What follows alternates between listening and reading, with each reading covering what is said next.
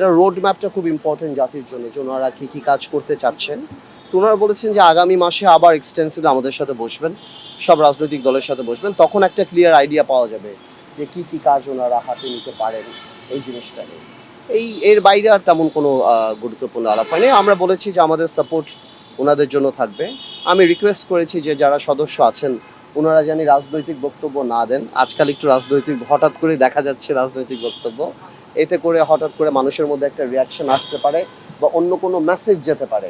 হ্যাঁ, তো আমি বললাম যে উপদেষ্টারা যাতে এই জিনিসটা মাথায় রাখেন, রাজনৈতিক বক্তব্য দেওয়া থেকে বিরত থাকে। এই রাজনৈতিক বক্তব্য দেওয়ার জন্য আওয়ামী লীগের যাওয়া হয়েছে একটা রেভলিউশনের মাধ্যমে। তো এটাকে অনেক কুল ডাউন করতে দিতে হবে জাতিকে, আমাদেরকে। আমরা সবাই এফেক্টেড। হ্যাঁ, হাজার মানুষ মারা গিয়েছেন এখানে, আরও বেশি 17 বছরের এই শাসন। তো আমার মনে হয় যে এই জন্যই আমি বলছি যে উপদেষ্টারা যারা আছেন ওনারা যদি রাজনৈতিক বক্তব্য দেওয়াটা থেকে বিরত থাকেন